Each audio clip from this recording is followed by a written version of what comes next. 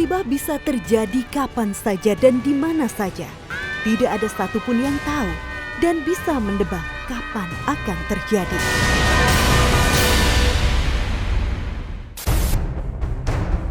Kejadian berawal dari kebocoran tabung gas 3 kg di sebuah rumah kontrakan di daerah Lubang Buaya, Kecamatan Cipayung, Jakarta Timur.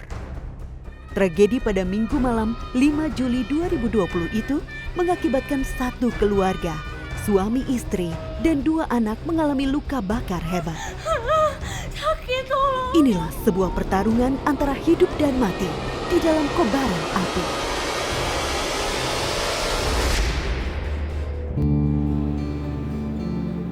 Sobat penyintas, namaku Oktarina.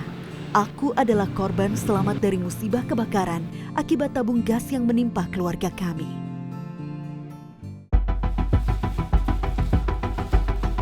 Pagi sebelum kejadian, sekitar jam 5, aku sudah bersiap di dapur untuk mengurus kebutuhan suamiku yang akan segera berangkat mencari nafkah. Dia minta bikinin kopi, ada itu diminum bareng-bareng sama dia, makan bareng-bareng. Bi, jalan dulu ya. Dadah Bi, hati-hati ya. Dadah. Hari ini aku berencana memasak makanan kesukaan keluarga. Ya kok nggak nyala, jangan-jangan habis lagi gasnya. Namun ternyata kompor gas yang biasa aku gunakan untuk memasak isinya terlanjur habis. Tidak mau mengeluh, aku hanya memutuskan untuk menunggu suamiku. Pas jalan subuh itu pagi-pagi tuh gas itu habis. Nah saya kan nggak berani buat hidup ibaratnya masang-masang gas. Beruntung Wahyudi suamiku pulang tepat waktu hari itu. Aku segera memberitahu kalau persediaan gas untuk memasak sudah habis. Dia ngasih uang kan, nah jalanlah saya sama anak yang cowok kan sama si Yoda ke warung. Setelah membeli tabung gas, aku menyerahkan urusan pemasangan selang dengan suamiku. Tiba-tiba saja, ketika regulatornya akan ditempatkan di mulut tabung gas, ada suara nyaring yang menandakan gas keluar dari tabung. Abi, itu gasnya keluar, Bi. Iya nih Mi, kayak tabungnya oplosan. Aku dan suami seketika panik. Ya Allah, bagaimana ini?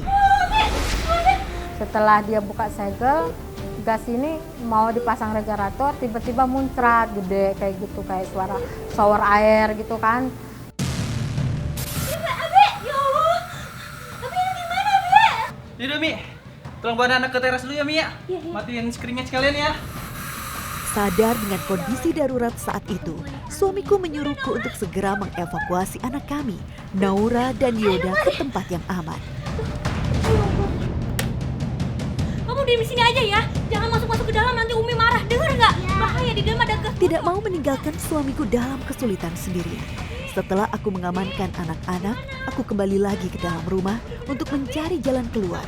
Bagaimana menangani gas yang bocor? Jangan panik. Aku dan suami mencari berbagai cara untuk menghentikan gas yang keluar. Setelah bocor cukup lama, isi gas hampir habis dan suamiku memutuskan untuk menyimpan tabung gas ke dalam bak kamar mandi.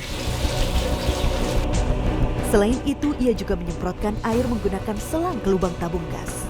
Udah katanya gitu, gasnya udah habis dari tabung katanya gitu. Udah aman, yang penting nggak ada sumber api. Udah nih Mi, udah aman gasnya. Udah habis gasnya. Aku mengira suamiku berhasil menangani tabung yang bocor. Gimana, Bi, gasnya, Bi? Aman Mi. Yang penting ada sumber percikan api. Serius, sudah aman? Insya Allah aman. Oh yaudah, Bi, iya. Namun dalam hitungan detik, sesuatu yang benar-benar di luar dugaan terjadi.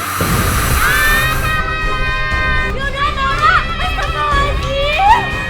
Suara ledakan yang cukup kencang dari dalam rumah terdengar sangat jelas dan memekakan telinga. Ledakan hebat yang bersumber dari isi gas 3 kg yang sudah menyebar ke seluruh ruangan. Saya lagi mau bilang, nak jangan dulu masuk. Mereka nih kejar-kejaran sambil manggil Abi gitu kan. Masuklah ke dalam.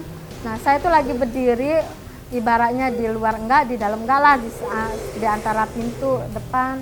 tiba-tiba kayak suara petir ngeledak gitu, jedar gitu kenceng. Saya istighfar saya udah kesambar dari dalam.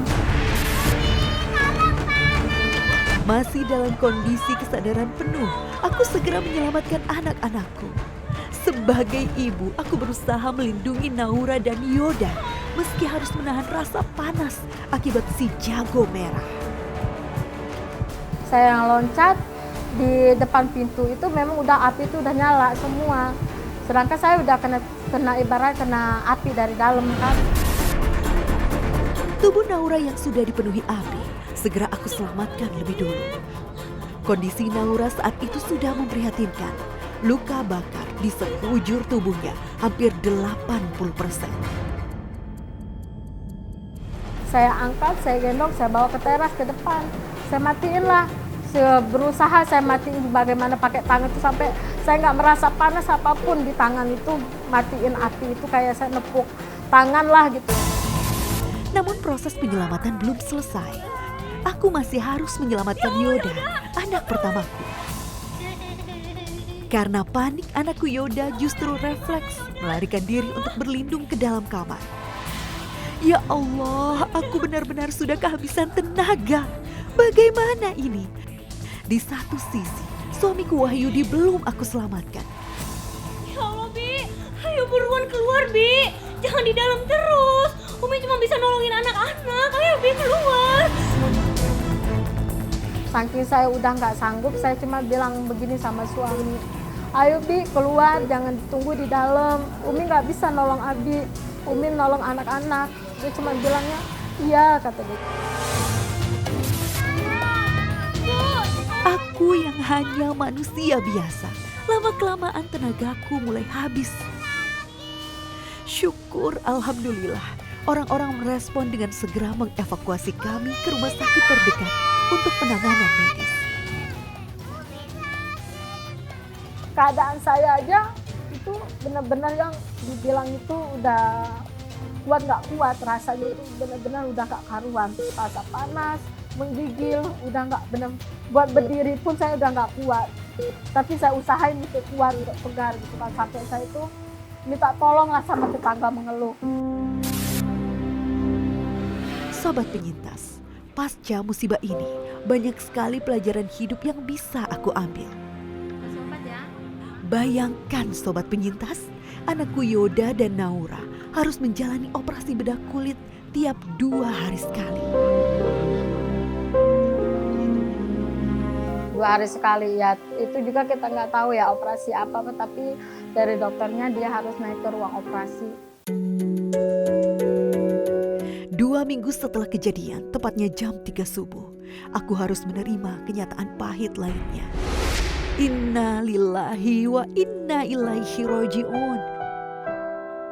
Wahyudi suamiku tercinta meninggal dalam tragedi, meninggalkanku dan 2 anak kami dalam kesedihan. Ya Allah, kini siapa yang akan menjadi imam dari aku dan anak-anakku? Bertemu sama suami itu udah keadaan udah tidak ada. Sayanya dia di atas tempat tidur, di atas, sedangkan saya